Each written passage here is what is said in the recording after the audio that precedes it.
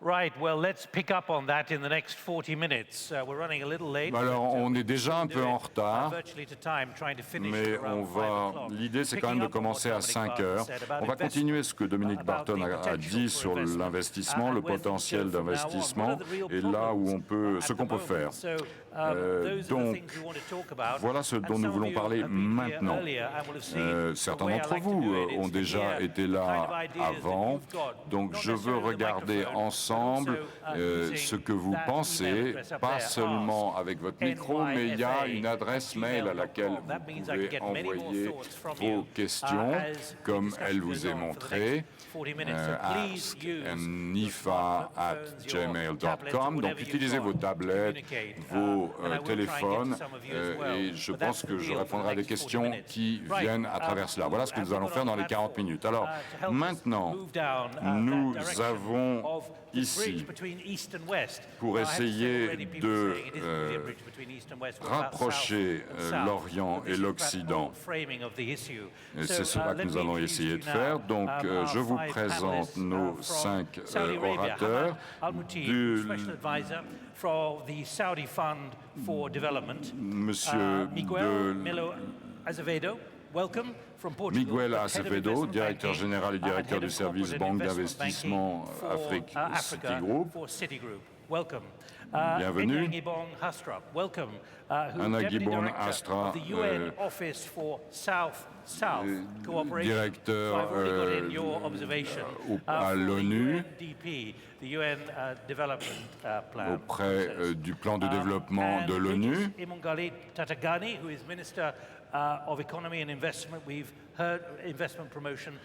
Ministre pour l'investissement et la production, et Sidi Ould-Tad, qui est directeur général de la Banque arabe pour le développement économique en Afrique, et vous êtes à ce poste depuis juin. Alors, voilà les questions cruciales que nous allons regarder ensemble.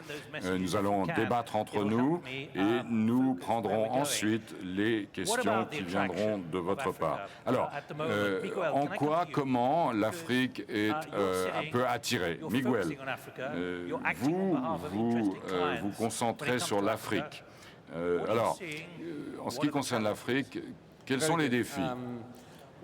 Eh bien, les opportunités en Afrique sont très importantes. Comme on l'a dit, il y a le bon niveau de politique macroéconomique, à quelques exceptions près. Mais dans les dernières années, le côté macroéconomique a été très bien maîtrisé. L'économie est en croissance, l'urbanisation et la croissance démographique produit des demandes importantes dans tous les marchés. Le défi est plus au niveau de l'offre, particulièrement sur la mise à disposition de capitaux. En fonction de votre expérience, que voyez-vous en termes de capitaux et d'intérêts d'investissement? Eh bien, cela commence. On ne peut pas dire que le niveau de transaction soit très important. L'année dernière, ça a commencé. Cette année, on a un problème, c'est le prix du pétrole. Mais les sociétés sont en train de mettre en œuvre des gouvernances qui vont attirer les investisseurs. Donc, il faut des marchés de capitaux qui vont vous fournir du capital. Nous sommes au début d'un voyage qui n'est pas facile. Il y a un certain nombre, il y a une checklist dans laquelle il va falloir cocher toutes les cases, mais je crois que nous avons quelques très bons exemples et très encourageants. Alors, on a écouté Dominique Barton qui nous a dit que le monde change à une allure extrêmement rapidement. J'en reviens toujours à cette génération future. Quels sont les obstacles qui vous empêchent et qui vous gênent et qui font qu'on ne peut pas atteindre le potentiel qui est là? Oui, d'une certaine façon, ce qui doit être fait est relativement simple en Afrique. On doit revenir aux bases, investir dans l'agriculture, investir dans la fabrication et dans la production, investir dans des sociétés qui font des sauts technologiques importants. Par exemple, dans le secteur des télécoms, il y a des sociétés qui s'occupent des réseaux et compte tenu du manque de puissance électrique, eh bien, on voit que ces sociétés ont été obligées de se tourner vers l'énergie solaire. Et en fait, on voit ces opérateurs télécoms qui vont chercher l'électricité là où elle est, c'est-à-dire, par exemple, par les panneaux solaires. Alors, revenons à l'ONU. Rapidement, du point de vue du programme de développement de l'ONU, si on regarde plutôt Est-Ouest et non pas Nord-Sud, qu'en pensez-vous? Merci, Nick. Le fait que je sois là, par exemple, et ce que je vois, c'est que dans l'économie mondiale, les pôles de croissance aujourd'hui mondiaux sont dans le sud, sont au sud, pour ce qui concerne l'Afrique et sa croissance depuis les 15 dernières années. Je crois que c'est dû à plusieurs choses. Premièrement, la paix et la sécurité, l'économie stabilisée, et je voudrais vous donner un certain nombre de données. En 2012, les pays émergents représentaient 25% du GDP global. D'ici quelques années, si l'on prend le Canada, les États-Unis, la France, l'Allemagne et l'Italie, eh bien l'ensemble des pays émergents représenteront ce chiffre. 75% du commerce a changé et a été déplacé vers l'Est et vers un échange entre l'Est et l'Ouest. On a 729 milliards de dollars qui sont échangés maintenant. Les pays émergents représentent aujourd'hui plus d'un tiers du PNB mondial.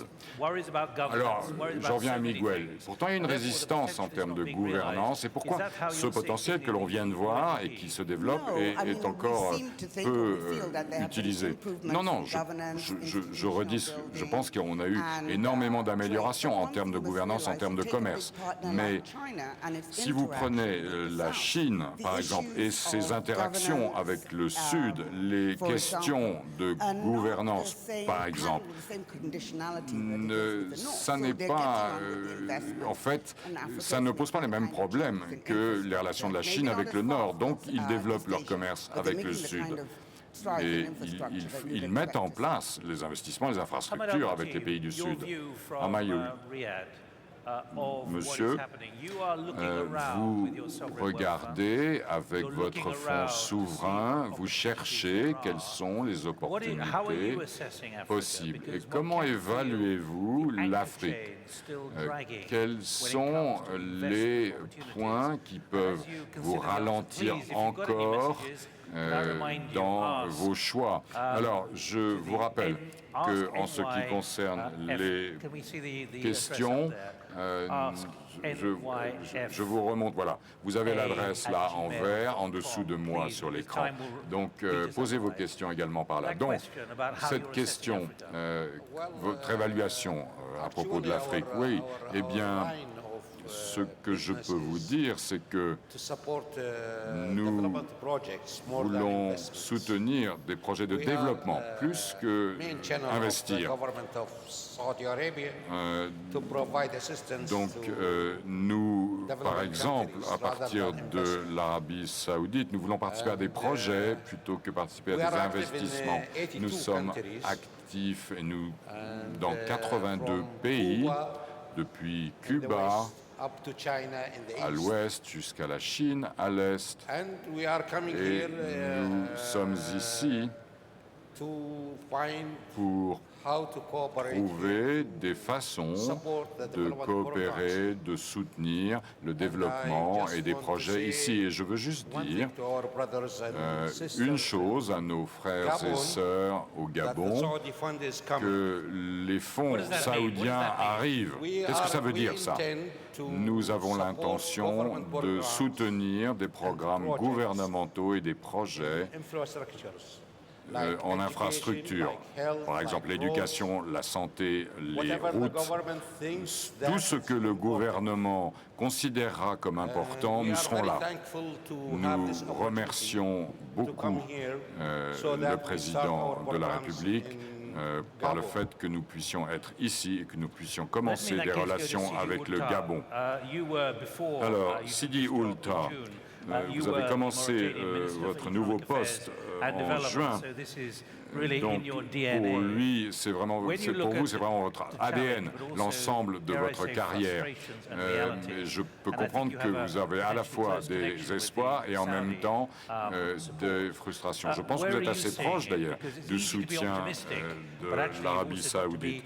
Vous êtes à la fois optimiste et probablement réaliste, n'êtes-vous pas? En fait, votre question met en exergue l'importance de la vision de l'Afrique, de la nouvelle Afrique, cette Afrique qui est en train de changer et qui est en train de se développer de manière rapide. Il est vrai, effectivement, que l'afro-pessimisme a régné pendant de longues décennies et qu'aujourd'hui, une opinion largement partagée est que le temps est le temps de l'Afrique et que nous sommes aujourd'hui au XXIe siècle, qui est le siècle de l'Afrique. L'Afrique, en fait, a tous les atouts pour pouvoir prendre sa place dans le concert des nations, particulièrement grâce à ses richesses abondantes, mais aussi à son capital humain et à la place qu'elle occupe aujourd'hui dans la planète. Le titre de cette séance entre l'Afrique entre l'Est et l'Ouest montre réellement la portée stratégique de la position africaine. Et si l'on fait une brève rétrospective, on se rend compte que le nombre de sommets qui ont eu lieu entre l'Afrique et les différents partenaires est tout à fait impressionnant et aucun continent n'a eu cet intérêt. Pour donner un exemple, l'année dernière, l'année 2014, a connu la tenue d'un sommet entre l'Afrique et les États-Unis pour la première fois, un sommet entre l'Afrique et l'Union européenne, un sommet entre l'Afrique et la Turquie. Il y a 2 ans, c'était l'Afrique et le Japon. Il y a 3 ans, c'était l'Afrique et la Chine. Cette année, l'Afrique et l'Inde. L'année prochaine, nous aurons le sommet arabo-africain en Guinée équatoriale. Donc cela montre l'importance que prend l'Afrique aujourd'hui dans le concert des nations. C'est vrai que l'Afrique a encore un certain... If I can just interrupt, when we listen to Miguel... Si je vous interromps une seconde. Quand on regarde ce que Miguel dit, il y a un gros potentiel, on est d'accord. Mais la réalité est que beaucoup des banquiers et des investisseurs ne sont pas encore complètement convaincus. Entre la perception que certains investisseurs peuvent avoir de l'Afrique et la réalité sur le terrain, pour ceux qui connaissent bien l'Afrique. Un certain nombre d'investisseurs qui ont pu connaître l'Afrique sont aujourd'hui beaucoup plus engagés que n'importe qui pour investir en Afrique. Il existe certainement des obstacles à l'investissement en Afrique. Il y a les déficits d'infrastructures, il y a le déficit énergétique, il y a un certain nombre d'obstacles liés à l'inadéquation entre la formation et les besoins de l'entreprise, mais tous ces obstacles constituent aussi des opportunités pour les investisseurs. Et donc, par exemple, si l'on prend le cas de l'énergie, aujourd'hui c'est vrai que l'Afrique, qui a pourtant 12% des réserves mondiales de gaz et de pétrole, et qui ne produit que 3% de l'énergie électrique produite actuellement, est quand même un continent qui est favorable à accueillir des investissements dans le domaine de la production et de la distribution énergétique. Et j'en veux pour preuve l'intérêt que portent sur l'Afrique des grands groupes internationaux comme General Electric. Before I go to the Minister, Miguel, I've got to come back to you. Avant d'aller vers mon prochain interlocuteur, je dois dire que donc on dit qu'il y a des opportunités extraordinaires, c'est ce qu'on a vu pendant les 2 jours. Mais je reviens à ce que je dis, c'est cette espèce de blocage. Qu'est-ce qui peut débloquer? Qu'est-ce qui peut faire que ça ira beaucoup plus vite, de façon beaucoup plus déterminée? Ce qui sera pour le bénéfice, évidemment, de l'ensemble de l'Afrique, plutôt que cette approche un peu prudente. Non, attendez, on va rectifier là, s'il vous plaît. Je parle des marchés de capitaux. Je ne parle pas ici du commerce, des investissements étrangers directs. Je parle des sociétés en Afrique qui sont dirigées et qui appartiennent à des Africains qui évalue le marché international des capitaux. Donc les bourses pour des obligations ou pour des capitaux, les marchés boursiers. Donc ceci est valable pour l'ensemble du monde. Et d'ailleurs, l'ensemble du monde doit suivre un certain nombre de règles pour ce marché. Ceci demande une certaine préparation qui demande un certain nombre d'engagements.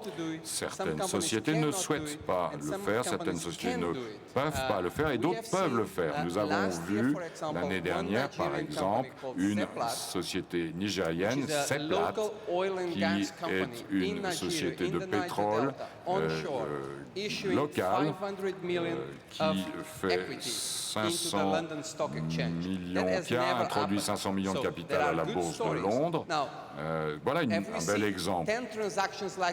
Mais est-ce que vous avez vu 10 transactions boursières comme ça? Non. Il y en a une. Est-ce que c'est simple? Non.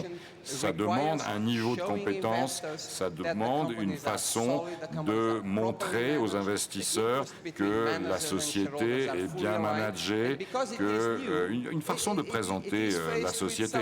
Et c'est nouveau. Donc forcément, ça ne va pas se faire comme ça du jour au lendemain. En fait, à l'exception de l'Afrique du Sud, c'est le début de ce chemin qui reste à faire. Donc si vous avez des questions, je vous en prie, n'hésitez pas à le faire, il nous reste 25 minutes. Let me put these words to you, which we've just heard from Miguel. Permettez-moi de vous soumettre ce qu'on vient d'entendre. Préparation, engagement et examen rapproché. Comment est-ce que cela pourrait peut-être limiter les choses à l'heure actuelle en ce qui concerne l'intérêt plus large tel qu'il est décrit par Miguel? D'abord, je dirais à Miguel qu'il faut sortir de la frilosité. Miguel a pris des exemples toujours par rapport au secteur pétrolier. C'est vrai qu'en tenant compte de la baisse des coûts du pétrole, aujourd'hui, il y a des inquiétudes au niveau des investisseurs et même des banques. Mais dans ce contexte où l'Afrique veut autre chose, l'Afrique veut se démarquer, l'Afrique a des potentialités, l'Afrique a des ressources, il a signifié. L'Afrique, selon les prévisions, c'est le continent de demain. Il faudrait que nos banques, nos investisseurs aient déjà en tête qu'il y a d'autres voies de développement en Afrique, il y a d'autres voies d'amélioration de l'investissement direct étranger en Afrique. Et quand cela est déjà pris en compte, bien sûr que ça permettrait de pouvoir soutenir d'autres secteurs afin de renforcer le développement au niveau de l'Afrique. Le Fonds saoudien tout à l'heure, parce que je demandais à votre question, a parlé, ils ont signifié qu'ils étaient prêts à financer des projets, des infrastructures. Mais aujourd'hui, nous voulons aussi que le Fonds saoudien puisse regarder des projets de développement en relation avec des partenaires publics-privés. Il y a beaucoup d'opportunités. Du côté de l'Est, on sait que c'est un marché intéressant pour les produits agricoles. Si le Fonds saoudien aujourd'hui arrive à financer une entreprise gabonaise dans le cadre d'un partenaire privé où il y aurait des fonds arabes, ce sont ces éléments qui vont permettre de pouvoir profiter des effets de marché au niveau donc des pays de l'Est. Donc c'est cette stratégie aujourd'hui que nous devons absolument avoir comme focus en Afrique. C'est de voir comment essayer de faire épanouir de nouveaux secteurs afin d'éviter que l'Afrique soit toujours confrontée au comportement erratique des marchés de matières premières. Parce que le problème, en effet, il n'a pas les marchés de capitaux. Mais les marchés de capitaux, on regarde simplement, si aujourd'hui on constate que les cours du pétrole sont effondrés de 15-20, c'est la panique, c'est là où il y a l'augmentation du yield en ce qui concerne les émissions des États. Donc c'est une nouvelle approche et je pense qu'aujourd'hui l'intérêt de l'Afrique c'est quoi? Aujourd'hui, il y a une consolidation de relations entre l'Est et l'Ouest. Nous voulons profiter de cela pour être un véritable pont. Le pont, ce serait d'avoir à la fois des investisseurs étrangers de l'Est et de l'Ouest et profiter de ces deux marchés, en sachant que l'Afrique aussi, c'est un marché. Il y a une étude de loi qui a été faite récemment et qui montrait que l'avenir de la consommation au niveau mondial, c'est l'Afrique. Parce qu'on regarde bien l'augmentation exponentielle de la consommation, du simple fait d'abord que la population augmente, et puis la classe moyenne africaine est en train de s'épanouir. Donc tout cela signifie clairement qu'aujourd'hui, il faudrait voir l'Afrique différemment. L'Afrique, ce n'est pas l'Afrique qui passait son temps à aller frapper au Fonds monétaire pour demander des allègements en ce qui concerne la dette. C'est l'Afrique qui a une ambition aujourd'hui. Et ce regard, il faudrait l'avoir au niveau de l'Est comme au niveau de l'Ouest.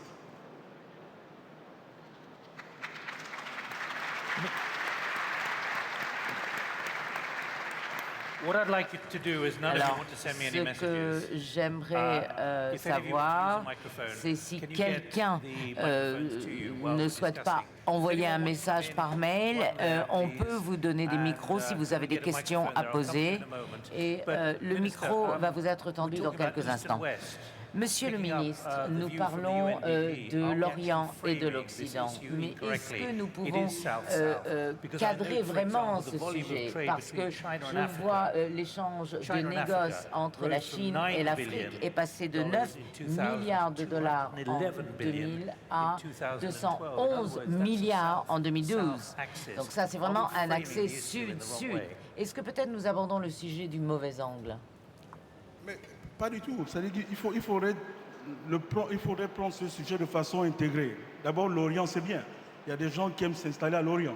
Donc, c'est déjà une très bonne chose. Donc, l'Orient, pour nous, c'est une opportunité. Et quand on voit l'évolution des transactions entre l'Afrique et l'Orient à travers l'Asie, c'est déjà une très bonne chose. Et la nouvelle approche même de l'Orient, de l'Asie, de délocaliser certaines entreprises, afin de permettre aussi finalement qu'il y ait une accélération de la mutation au niveau de l'Afrique. Ce sont des opportunités qu'on doit saisir. Voilà pourquoi nous considérons absolument l'Orient comme une opportunité pour l'Afrique. Puis ça crée des opportunités.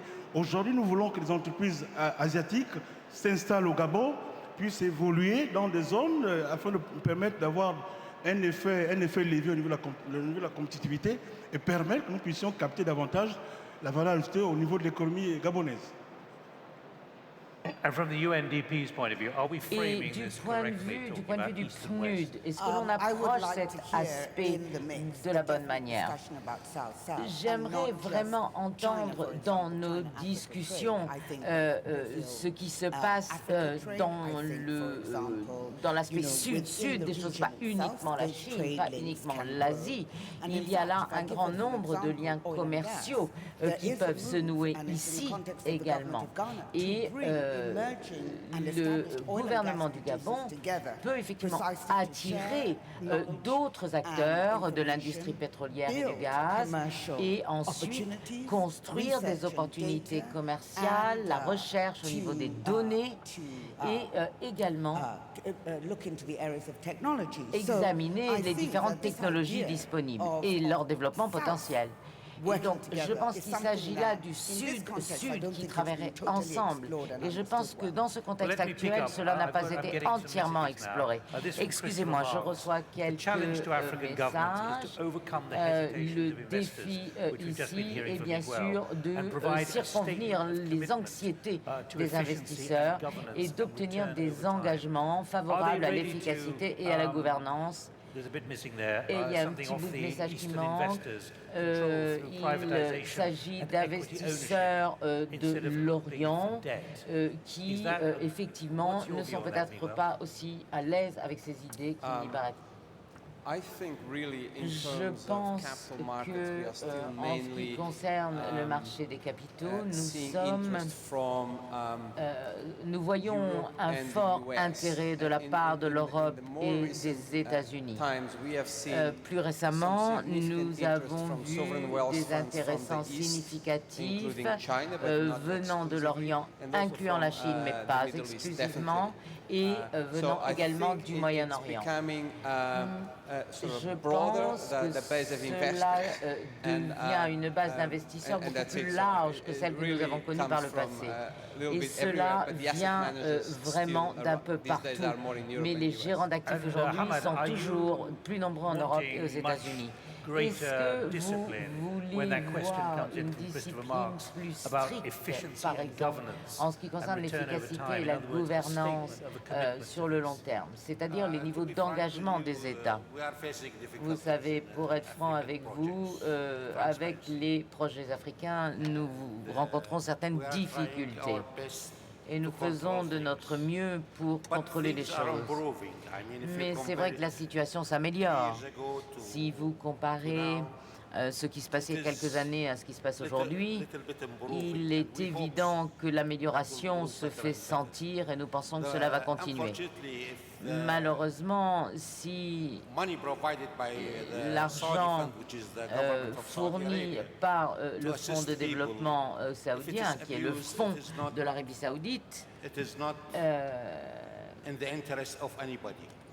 cela doit marcher, sinon ça ne pourra aider personne. When it comes to the Arab Bank for Economic Development, on en vient à la Banque Riviera de développement. Qu'est-ce que vous dites à ces collègues concernant la manière de circonvenir ou de résoudre ces difficultés? Vous savez, c'est très différent de pays à pays. Et en Afrique, par exemple, le Burundi aujourd'hui a un superbe score dans le domaine de la transparence lorsqu'on le compare ce pays à d'autres pays africains. Et nous espérons que d'autres pays s'amélioreront. Bien sûr, il y a sans aucun doute beaucoup de progrès à faire et on peut dire peut-être que le problème, l'action gouvernementale est lente dans la résolution de ce problème. Nous essayons d'aider les gouvernements à comprendre comment s'améliorer, comment devenir plus efficace dans l'utilisation des fonds qu'on leur fournit. Merci beaucoup. Sidi Ould Tah, qu'est-ce que vous pensez de l'Arabie saoudite disant cela en tant qu'investisseur potentiel, maintenant que vous avez pris cette nouvelle position dans cette banque? Qu'est-ce qui pourrait peut-être simplifier les choses? Oui, je pense que le rôle de la BADEA est un rôle extrêmement important dans le cadre de l'appui que nous apportons aux pays africains bénéficiaires du financement de la BADEA. En particulier, nous avons un programme d'assistance technique qui permet à travers des dons d'améliorer le fonctionnement des administrations à travers l'appui au renforcement des capacités et à travers aussi des programmes qui assistent les administrations dans le développement de leurs capacités en matière de ressources humaines et en matière d'organisation. Ceci dit, je pense que le problème aujourd'hui de la réticence de certains investisseurs à investir en Afrique est surtout un problème de perception. Cette perception est en grande partie liée à une image qui a été véhiculée par les médias. Mais la réalité est que l'Afrique a beaucoup changé au cours des dernières décennies, et particulièrement au cours de la décennie écoulée. Et aujourd'hui, l'Afrique offre d'excellentes opportunités d'investissement. Et c'est pourquoi, à la Banque arabe pour le développement économique en Afrique, nous avons un programme maintenant qui va s'atteler à attirer des investisseurs essentiellement du monde arabe vers l'Afrique pour investir et de les accompagner en leur présentant les opportunités d'investissement, mais aussi en démystifiant l'image qui est véhiculée à propos de l'Afrique et qui montre une Afrique qui n'est pas toujours très attrayante pour l'investissement. En réalité, les gouvernements africains ont fourni des efforts extrêmement importants pour créer un cadre d'investissement attractif. Aujourd'hui, l'Afrique présente d'excellentes opportunités. Le travail qu'il va falloir réalisé, c'est un travail de communication, c'est un travail d'explication et c'est un travail d'accompagnement des investisseurs. Et c'est à cela que la Banque africaine, la Banque arabe pour le développement économique en Afrique va s'atteler au cours des années qui viennent.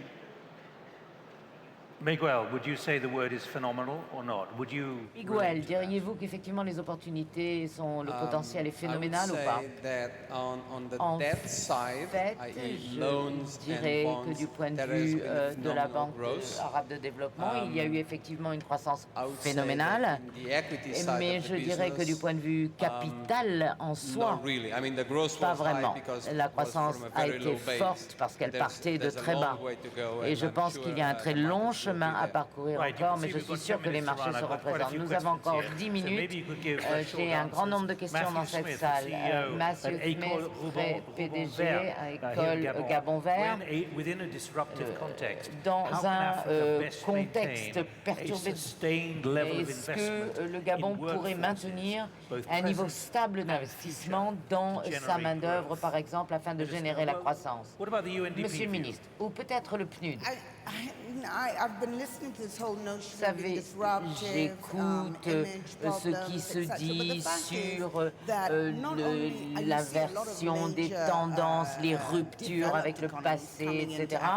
Et nous voyons bien évidemment qu'il y a énormément de points à corriger. AGOA, par exemple, qui était là la semaine dernière, la moitié de cela rend les Américains un petit peu nerveux. Le développement de la Chine et son investissement en Afrique aussi tout ça a un impact très très fort. Il y a beaucoup d'attitudes pessimistes. Et encore une fois, on parle uniquement du gouvernement sans parler du secteur privé et le rôle que le secteur privé peut jouer pour aider le gouvernement à avancer. Oui, ça depuis 2 jours est un message essentiel. Moi, je ne suis pas du tout pessimiste. Monsieur le ministre, voulez-vous contribuer? D'abord, avant de répondre à vos questions, je voudrais revenir sur la coopération Sud-Sud qu'il faudrait renforcer pour profiter de différentes opportunités. Hier, le Gabon a inauguré la GEOS. La GEOS, la démonstration du Gabon aussi d'aller dans ce schéma de renfort de la coopération Sud-Sud, puisque la GEOS est à la disposition des autres États africains. Le Sud constitue une opportunité pour le Sud. Il faudrait maintenant que nous puissions capter cela. Et vous parlez du Gabon. Le Gabon, en effet, connaît depuis 2010 une certaine dynamique de croissance. Cette croissance est due à l'effort qui a été réalisé au niveau de l'investissement. C'est vrai, comme vous l'avez signifié, le côté volatilité au niveau du marché pétrolier cause des inquiétudes par rapport à la poursuite de cette dynamique. Mais nous avons, dès janvier 2015, pris des mesures. Mais permettez-moi de vous interrompre. J'ai une question qui dit que l'IDB a des fonds disponibles pour le Gabon, mais à peine utilisés par le Gabon à l'heure actuelle. Non, première chose d'abord, on n'utilise pas des fonds dans le désordre. Nous avons une stratégie. Aujourd'hui, il y a des fonds, mais il faudrait savoir quels fonds utiliser afin de maintenir absolument la viabilité de la dette. C'est très important. Et nous avons fait des efforts pour pouvoir renforcer les différents budgets. Mais aujourd'hui, il y a un espace qui n'a pas été utilisé par le Gabon. C'est le côté partenariat public-privé. Nous voulons aujourd'hui que des efforts soient faits dans ce domaine. On parle du déficit infrastructurel. C'est vrai, c'est un obstacle pour la croissance, mais c'est aussi une opportunité. Ça signifie que l'Afrique, comme le Gabon aussi, le Gabon en particulier, a encore des marges de croissance. On sait que la croissance potentielle des pays africains est largement au-dessus de ce que nous avons. Donc ce sont ces différentes actions qui vont permettre de pouvoir maintenir cette dynamique. L'essentiel est de préserver la stabilité macroéconomique et de poursuivre la mise en pratique des politiques saines. C'est très important, parce que sans quoi c'est la rupture. On peut s'accorder pour avoir des politiques accommodantes dans une situation de crise, mais l'essentiel que ce soit dans un horizon de court terme pour contrôler absolument la trajectoire au niveau de l'évolution des finances publiques. Right. The gentleman who's got the microphone, please. Bien, le monsieur auquel on vient de donner le micro numéro 3. Si quelqu'un a une autre question, une dame également, si vous pouviez lui amener le micro à l'arrière de la salle. Le micro numéro 1, s'il vous plaît, monsieur. Oui, en fait, j'ai un souci avec le titre de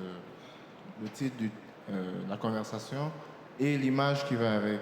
Donc là, on dit Africa, the bridge between East and West. Donc quand on regarde l'image, on a l'image d'un pont. Un pont, c'est-à-dire on a deux sorties, donc c'est-à-dire une arrivée, une entrée. Enfin, une sortie et une arrivée et un départ. Au milieu, on a du vide. Donc, ça voudrait dire quoi? Que l'Afrique, c'est juste un point de passage, il n'y a rien qui s'y passe. Est-ce que c'est l'image qu'on transmet ici?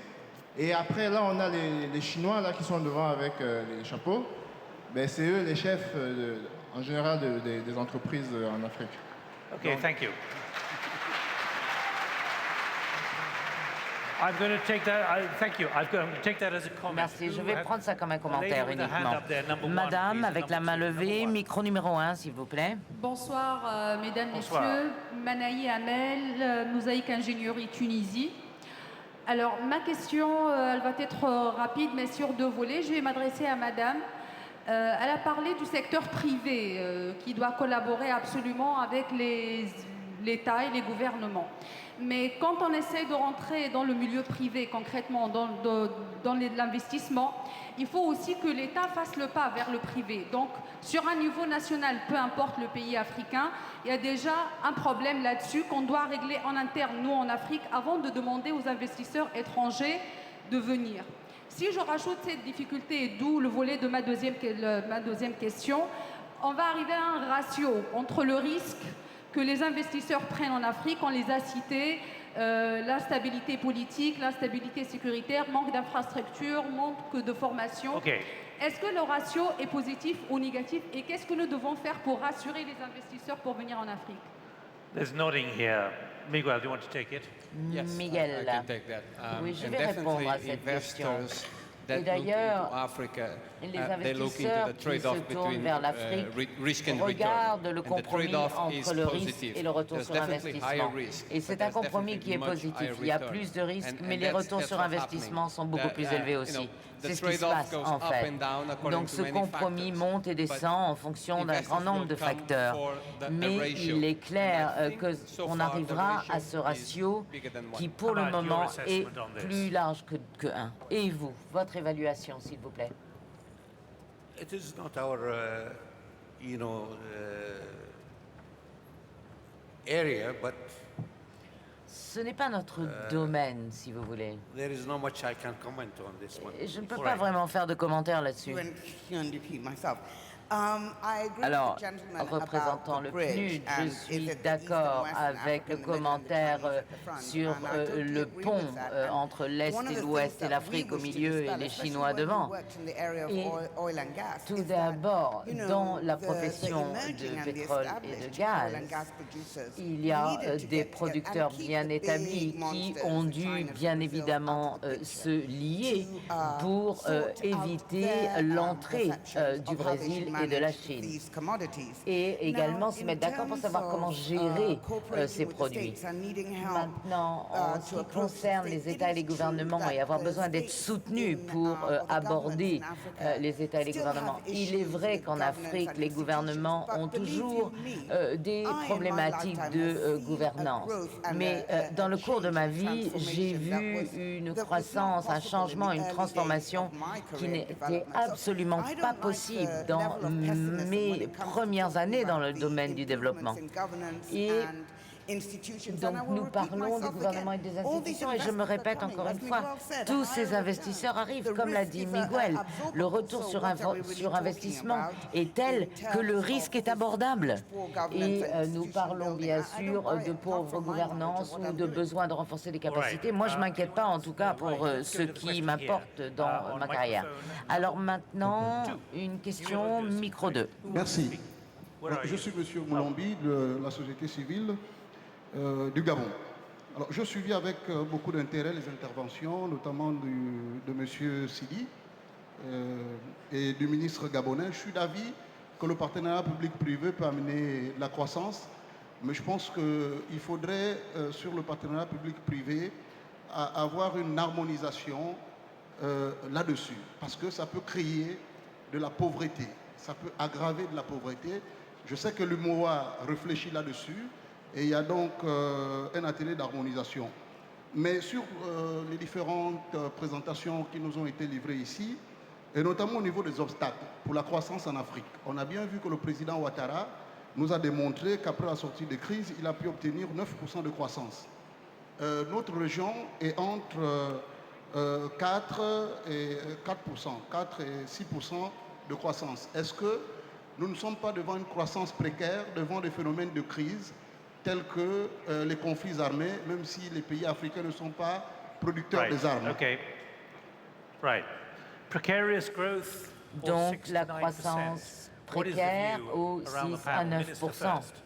Le ministre du Gabon. Ce sont les différentes actions que nous devons prendre pour maintenir la trajectoire qui vont faire que la croissance ne puisse pas être précaire. C'est vrai que quand la croissance est liée absolument à l'évolution erratique des cours de matières premières, elle peut être précaire. Et pour les partenaires publics privés, je voudrais dire que le Gabon a pris ses précautions, puisque nous avons dernièrement pris une ordonnance qui crée un cadre juridique en ce qui concerne les partenaires publics privés.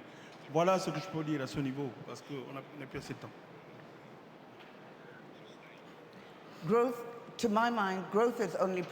Pour moi, la croissance n'est précaire que lorsqu'elle ne permet pas de résoudre les problèmes d'inégalité. Quand on n'a pas l'éducation, la santé, alors il y a tout à fait la place pour des conflits, et c'est exactement ce que le PNUD disait déjà il y a 12 ans. Miguel, 6 à 9% de croissance est précaire. 9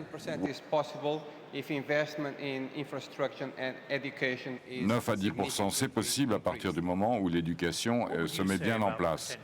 Que diriez-vous à propos du potentiel? La même question. Des taux même à double chiffre. Tout dépend de l'ambition que les pays se donnent et aussi des politiques qui sont mises en place. On a vu des pays africains croître à des taux très proches de 10% et même supérieurs à 10%. L'essentiel, c'est de diversifier la base productive et de lancer des programmes d'investissement ambitieux. Et cela donne de très bons résultats. La question des disparités est effectivement une question centrale en Afrique.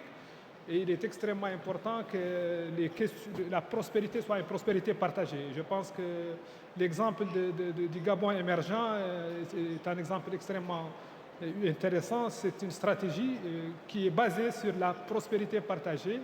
Et c'est un modèle qui aujourd'hui est de plus en plus utilisé en Afrique, qui devrait permettre, à travers la diversification de la base productive, d'arriver à une croissance qui soit la mieux partagée par les populations.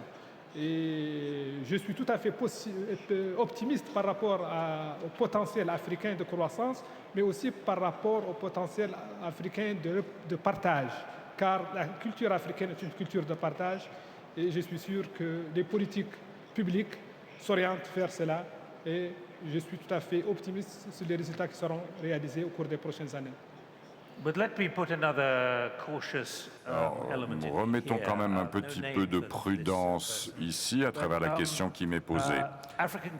Les gouvernements africains doivent être plus proactifs en termes d'investissement et vis-à-vis des investisseurs. Il faudra plus d'une seule porte ouverte et d'une seule fenêtre pour qu'ils viennent. Donc, en fait, la question, c'est d'être encore plus proactif vis-à-vis des investisseurs. Comment voyez-vous cela? Oui, je suis complètement d'accord. Que doivent faire les gouvernements? Il faut donc que la macroéconomie soit bien en place, ce qui est le cas. Non, il faut que les États fassent ce qu'ils doivent faire, c'est-à-dire mettre en place l'infrastructure, mettre en place la stabilité, et là, il y a encore du chemin. Alors, même question, si on fait une liste, je crois que la première chose, c'est qu'il y ait la puissance électrique et de telle façon que les investisseurs puissent investir dans ce secteur de l'énergie. Alors, autre question, beaucoup de jeunes ont des idées, des rêves et ils n'y arrivent pas à cause de fonds de financement pour les start-up. Les investisseurs doivent pouvoir venir en Afrique et des petits investisseurs. Donc là, on voit vraiment un problème de génération. Mais oui, nous pensons qu'il y a une grande croissance des jeunes. Mais si vous voulez, par exemple, le Kenya, vous voyez que le gouvernement prend une position très proactive pour faire en sorte que les jeunes aient plus d'espace. Alors, non, je ne peux pas vous répondre véritablement sur ces investisseurs qu'on appelle les investisseurs angel investors, mais je crois que on doit, c'est peut-être que cette jeunesse n'a pas vu que cela est finalement possible. Alors, revenons aux investissements en infrastructure. Si on revient sur l'idée des petits investissements, des institutions qui ne sont pas des grosses institutions d'investissement. Soyons réalistes. Il y a quelques petits fonds en Afrique de l'Est, des investisseurs de petite taille qui viennent d'en dehors de l'Afrique. Mais ces gens-là sont des petits investisseurs et ils ne pourront pas se déplacer et suivre. Donc vraiment, ces types d'investissements doivent se trouver à l'intérieur de l'Inde, de l'Afrique. Mais on voit déjà pourtant en Inde et au Pakistan cette espèce de microfinancement qui se met en place. Est-ce que vous ne pensez pas que ça pourrait marcher en Afrique? Eh bien, oui, on a ça aussi chez nous, en Arabie Saoudite. On est numéro 1 au monde pour l'assistance aux pays émergents, mais l'Arabie Saoudite elle-même est un pays émergent, n'est-ce pas? Donc, c'est peut-être la même chose ici au Gabon, le problème de l'emploi, le problème des petits investisseurs, des banques locales et petites. Je pense que dans ce sens, en ce qui nous concerne, nous sommes intéressés par des grands projets, pas par des petits projets. Une dernière question de Chalet Abin. On a parlé d'investissement. Comment est-ce que les pays émergents peuvent se libérer des dettes des pays développés? Des dettes des pays développés, eh bien, c'est ce que nous essayons de faire en termes de commerce par opposition au financement. Par exemple, c'est ce que nous essayons de faire ici, en termes d'infrastructures, notamment, comme Miguel l'a dit, les contraintes que l'on peut avoir en termes réglementaires. Si vous voyez de plus en plus de pays africains commerçant avec leurs partenaires, et pas seulement autour de financements dits stratégiques, je suis d'accord avec ce que le ministre a dit. Un certain nombre de personnes sont prêtes à investir et les ressources sont prêtes à recevoir. Le problème, c'est de vraiment réunir ces deux parties. Et c'est ça qui fera que l'Afrique pourra vraiment avancer comme elle le doit. Miguel? Je crois que oui, bien sûr, on peut améliorer les choses.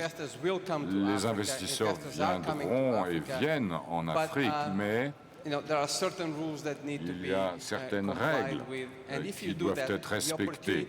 Et à partir de ce moment, alors les opportunités sont colossales. On en a déjà parlé, l'urbanisation, la croissance démographique. Donc c'est vraiment un moment extraordinaire pour investir en Afrique. Merci beaucoup à tous. Merci pour vos questions. Nous arrivons maintenant à la dernière partie de nos 3 jours. Je vous remercie beaucoup tous pour ce que vous nous avez dit. Merci encore.